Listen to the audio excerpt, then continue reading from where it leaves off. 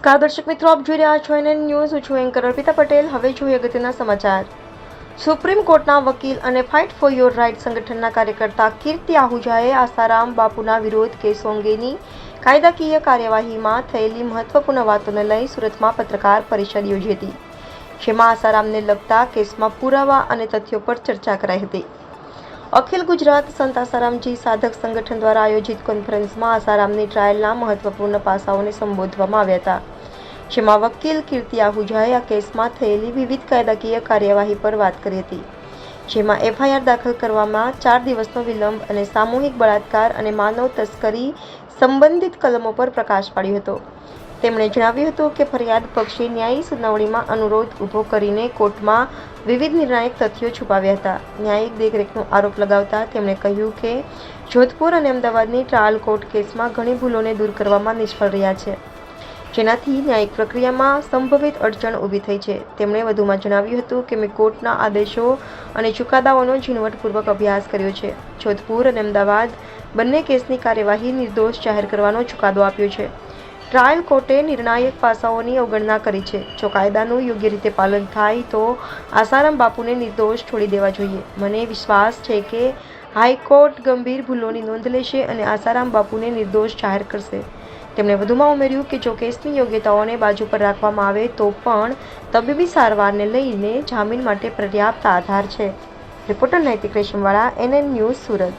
દર્શક મિત્રો, તમારી આસપાસ બની રહેલી અવનવી ઘટનાઓ વિશે જાણવા માટે એનએન ન્યૂઝને લાઇક કરો, શેર કરો, સબસ્ક્રાઇબ કરો અને બેલ આઇકન પ્રેસ કરો, જેથી આપને નોટિफिकेशंस મળતી રહે. ना होगा तो क्या वो इस तरीके से इतना लंबा प्रोसीजर करेगा कि पहले वो ऐसी जगह पर बुलाएगा जहाँ पे ऑलरेडी 100 लोग मौजूद हैं, जहाँ सत्संग चल रहा है, और क्या वो माँ बाप को बोलेगा कि बेटी को लेकर आओ. आप एक जायज सी बात सोचिए कि अगर किसी के माइंड में रेप कमिट करने का इंटेंशन आया है. क्राइम में 2 चीजें होती हैं. नंबर 1, इंटेंशन सबसे पहले माइंड में आता है, देन वो क्राइम कमिट होता है. These are 2 ingredients of any crime, which is called mental element, then acts, यानी आपने क्या एक्ट किया. अगर किसी के माइंड में रेप कमिट करने का आया है तो क्या वो पेरेंट्स को बोलेगा कि बेटी को लेकर आओ, या वो ये चाहेगा कि ऐसी कोई परिस्थिति हो कि पेरेंट्स ना हो. आप बताइए, दोनों में से क्या हो? सेकंड चीज होगी कि नहीं? ऐसी परिस्थिति वो क्रिएट करेगा ना. अगर उसके पास इतनी पावर है कि वो परिस्थिति क्रिएट कर रहा है, तो वो ऐसी परिस्थिति क्रिएट करेगा कि पेरेंट्स ना हो. Why would he call the parents along with the victim to raise the doubt?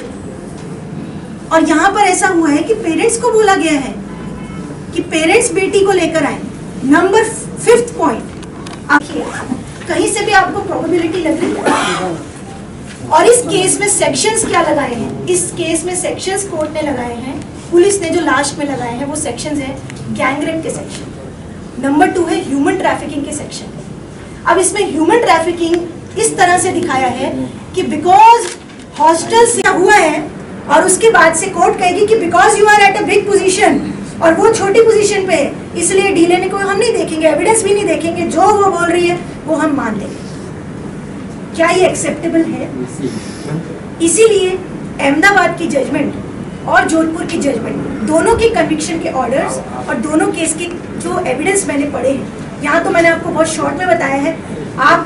मैंने जो अपनी वीडियो बनाई थी जिसमें मैंने ये कहा था, आप जाके उस वीडियो में देख भी सकते हैं. आप अगर चैनल खोलते हैं fight for your right by RM Mishra and Kirti Ahuja, वो आप चैनल अगर खोलते हैं, पढ़ रही है, उनके गुरुकुल में पढ़ रही है और उनके पेरेंट्स को बुलाया गया है, पेरेंट्स बेटी को लेकर गए हैं. क्या ये ट्रैफिकिंग कहीं से भी लग रहा है? क्या ये लड़की को बेचा गया है? ह्यूमन ट्रैफिकिंग का सेक्शन कैसे हो गया? नंबर 2, गैंग रेप का सेक्शन.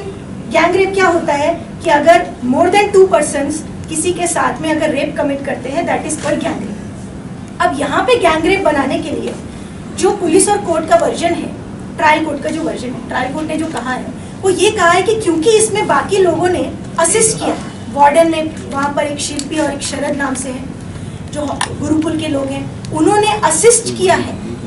और साथ में शुरू में नाम शिवा का भी था जिसने कि भेजा था फोन करके. इन्होंने असिस्ट किया है, इसलिए असिस्ट करते हुए ये भी गैंग रेप है, क्योंकि वो रेप नहीं कर रहे लेकिन असिस्ट कर रहे हैं. इसका मतलब ये ट्रैफिकिंग हुई है लड़की की. अब ट्रैफिकिंग का मतलब क्या होता है? कीर्ति आहूजा है। मैं सुप्रीम कोर्ट में इंडिपेंडेंट प्रैक्टिस करती हूँ और मेरी मेन प्रैक्टिस क्रिमिनल साइड है। आसाराम बापू के केस के बारे में इंडिपेंडेंटली जब मैंने केस के पेपर्स देखे, जो मेरे पास सारे डॉक्यूमेंट्स आए, उन सब केस पेपर्स को देखने के बाद, एविडेंस देखने के बाद और जोधपुर और अहमदाबाद की जजमेंट देखने के बाद जो मुझे लगा कि इस केस में बहुत इंपॉर्टेंट ऐसे फैक्ट्स हैं जो बताते हैं कि आसाराम बापू ने जो क्राइम उनके ऊपर एलिज किया गया है वो नहीं किया है, और जो विक्टिम की स्टोरी है वो बहुत ही ज़्यादा इम्प्रॉबेबल है।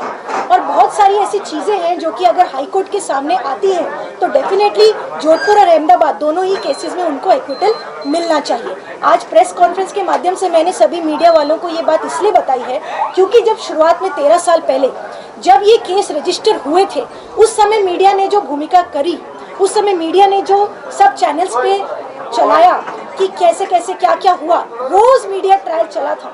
तो आज अगर कुछ ऐसी बातें हैं जो कि सामने आ रही हैं तो मीडिया की जिम्मेदारी बनती है कि आज भी वो अपनी भूमिका उसी तरह निभाएं जैसे 13 साल पहले निभाई थी। और अगर कोई निर्दोष है तो वो फंसे नहीं, दोषी है तो छूटे नहीं, बिल्कुल सही बात है। लेकिन अगर कोई निर्दोष है तो वो फंसे नहीं, क्योंकि आने वाले टाइम में अगर कभी आपके साथ भी कोई ऐसी सिचुएशन होती है तो आपको भी फिर अगर न्याय नहीं मिलेगा तब आपको समझ में आएगा कि उस समय अगर हमने इन बातों पर गौर किया होता तो जरूर हम भी इस सिचुएशन में नहीं आए। न्यायपालिका पे सवाल उठा रहे हैं। न्यायपालिका पर कोई सवाल नहीं है, क्योंकि ट्रायल कोर्ट की कभी भी कोई जजमेंट कन्विक्शन की आती है तो वो हाई कोर्ट में जाती ही जाती है, ये आम बात है। ये सुप्रीम कोर्ट की फाइनल जजमेंट नहीं है, ट्रायल कोर्ट की जजमेंट है।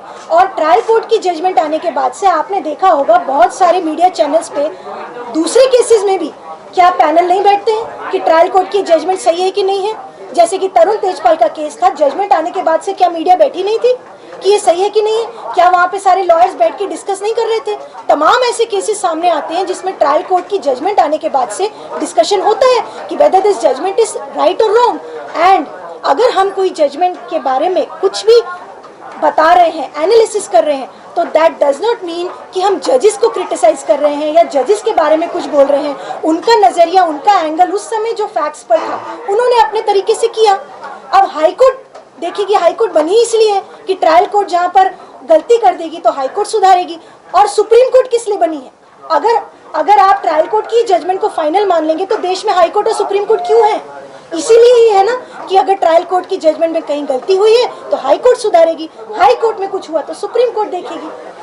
ओके, तो मैडम अभी उनके स्वास्थ्य काफी खराब है, किसी से मिलने के लिए भेजता है। फॉर एग्जाम्पल आप अगर अपनी फ्रेंड को मिलने भेजते हैं किसी एडवोकेट के पास या किसी डॉक्टर के पास, आप बोलते हैं इस डॉक्टर के पास जाना, तुम्हें ये प्रॉब्लम है ना, इस डॉक्टर के पास चले जाना, और फिर आप डॉक्टर के पास आपकी फ्रेंड चली जाती है। वहां पर अगर कोई particular person, whoever be the person, doctor, advocate, कोई भी बिजनेसमैन, कोई पर्सन, वहां पर उसके साथ में अगर रेप कमिट हो जाता है तो क्या आपके ऊपर गैंग रेप की धारा लगनी चाहिए कि आपने असिस्ट किया है?